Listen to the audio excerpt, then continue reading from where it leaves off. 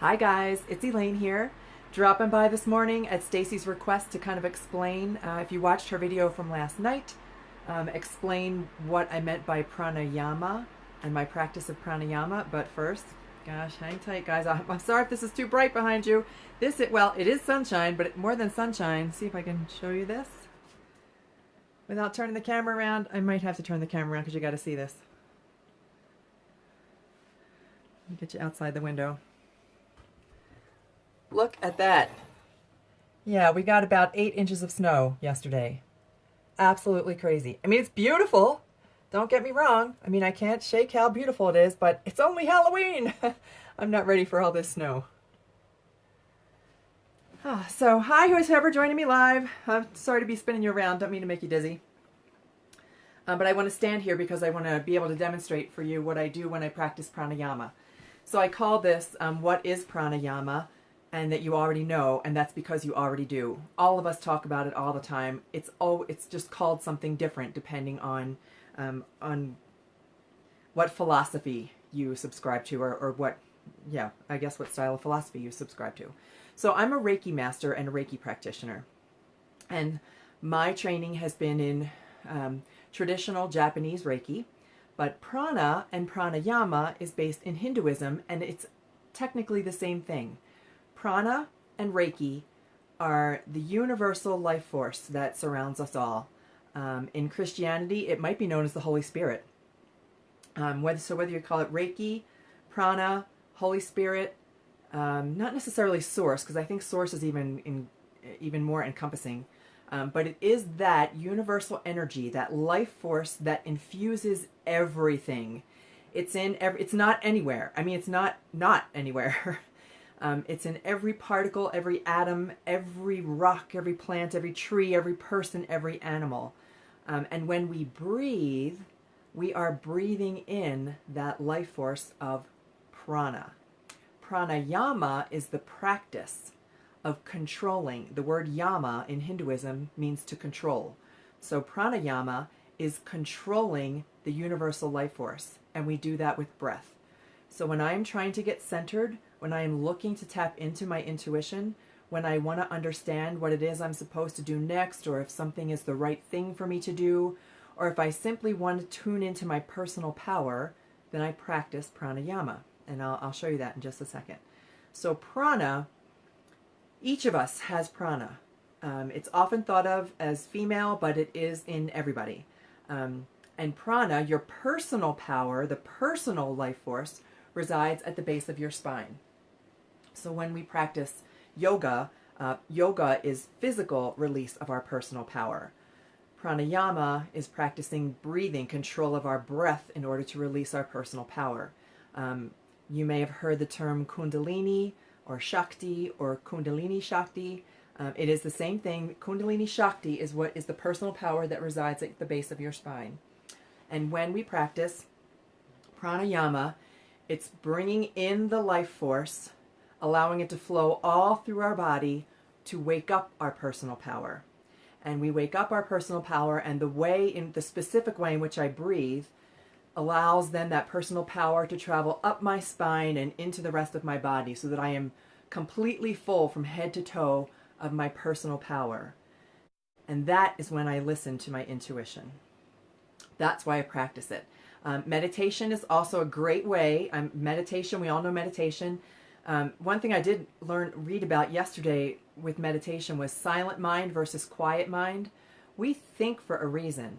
Our thoughts don't just become things. Our thoughts are things.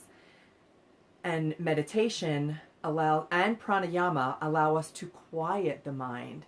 There's hardly any time at all when your mind will ever, in this life, the past life, or future life, in heaven, whatever you want to say, there is not ever a time when thought is not going to be present. But what you want is the inspired thought. We don't want all the chatter. And so we quiet our mind to quiet that chatter, allowing that space to open and to receive from the universal life force the information that we're looking for. So I'll explain to you how I do pranayama. It's a practice I do every day in the morning. I do it in combination with yoga. I recommend if you don't practice yoga, If you'd like to start, the sun salutation is a great way to start. If you're not interested in practicing yoga, a really good stretch will do. Just a really good stretch, because then you can feel right up through your spine when you're doing that really good stretch.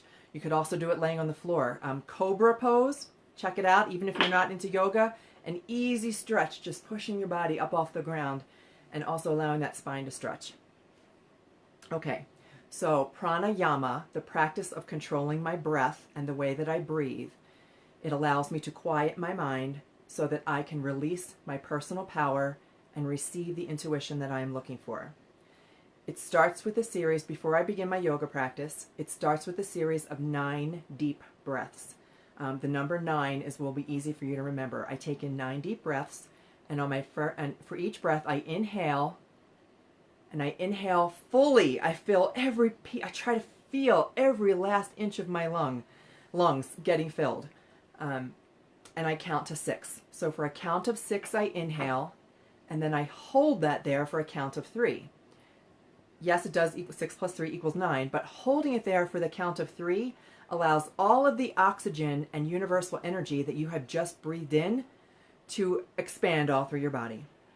And then I release for 6 counts. So release, pushing with my abdomen. I push all that air out of my lungs for a count of 6, and then I also hold that for 3. I repeat that 9 times. Hey, Kirsty, how you doing? I'm just talking about pranayama and my practice of pranayama. You and I have talked about this a little bit before. And I started by saying that prior to my yoga practice, I take in 9 deep breaths, explaining how those breaths work. So you do that 9 times, and then I begin my yoga practice. Whether it's a sun salutation for you, a stretch, or a formal yoga practice, I try to do at least 20 minutes of I have like a little pattern of yoga that I go through specifically to release my inner power and my Kundalini Shakti. When I'm completed with my stretching, sun salutation, yoga, whatever is your preference, then I finish with the last step of pranayama. And that is fully releasing all of my personal power with breath. How do I do that? With alternate breathing. So I hold one nostril closed, and I'm not going to do it now, I won't be able to talk. I hold one nostril closed and I breathe in, and I imagine that I'm breathing in that life force and allowing it to go down my spine. And then with the opposite, I release that breath. So I breathe out with that nostril, imagining that that energy that I've just pulled in through my spine is now coming back up and out through that side of my nose. I do that 9 times. So 9 breaths until I feel that circulation of energy going down my spine, in, down my spine, back up my spine, and out. And I do that 9 times. Now, here's why. The focus of that breathing, when I focus on the breathing in the beginning, it opens my mind to do my yoga practice. I practice my yoga for 20 minutes. And then when I finish with that last, with the alternate nostril breathing, that type of breathing, I don't know how to explain it. Other than my personal power, I feel my creativity expand. So that is when I know my mind has been so focused now, because it takes a lot of concentration to be able to do that breathing. My mind is so focused, I listen. It is quiet, I listen, and I hear the thought or the thing or the action that is meant for me to do. Now here's the other secret. And Stacy has mentioned this more than once. You then have to actually act on it. It's not oh, how am I going to get this done? It's none of that. It's not a task. It is simply an action. Whatever you receive while you're in prana, you act on. And I make myself aware of the thoughts that come into my mind. I don't doubt myself. I trust my intuition, because my intuition comes from somewhere. My intuition is that all-powerful source, and that has just downloaded to me, and I take whatever action I'm inspired to take. Once I take that one action, I've said this once, I'll say it again and again and again. Once I take that one action, the universal power then takes it from there and opens the doors for me. And that's how I start every day. When I start my day that way, and I've made it now a non-negotiable, when I begin my day in that way, I find that invariably I have the best days, and I do the best work, and I have the best thoughts, and I feel the most inspiration. So that's why I practice pranayama. It is my go-to. Meditation is equally as effective. Yoga, I strongly recommend. As soon as you say the words meditation and yoga, sometimes like people's eyes glaze over. And I was one of those people not only a few years ago, but now that I understand the power that I can tap into with that practice, it's unbelievable. So that's why I want to share it. Now I'm going to share one more thing. I have done a lot of research and a lot of reading on this subject. I know that you can ask 10 different people and you're going to get 10 different responses about Reiki, about prana, whatever, about the Holy Spirit. I am only sharing what I know from intuition. This is what I have learned as a personal practice. Everybody's personal practice might be a little bit different, but I do want to share one more thing. There's this book. So what I've just shared with you is something that I teach as part of my advanced Reiki course. So only Reiki people who are already Reiki masters take an advanced course with me in charms, mantras, symbols, that kind of thing. And we also talk about prana and the tapping in of personal power and how to use that personal power, not just for yourself, but for all situations. If you are going to take a test, if you are going into I plan on using it Thursday when my daughter has her hearing for the dissolution of her marriage. You practice it in advance to control the situation. I put out there what I want the situation, how I want the situation to resolve. It's my life.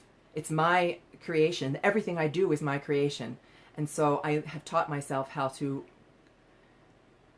take control of that and how to create that and how to use the thoughts that come into my mind. So one of the things that I want to share is this book. If you're interested at all, I know it's backwards. This is called The High Magic of India. It was written a while ago. I want to say back in the 90s. The author's name is Cody Horton. So I got to tell you this cool thing about Cody.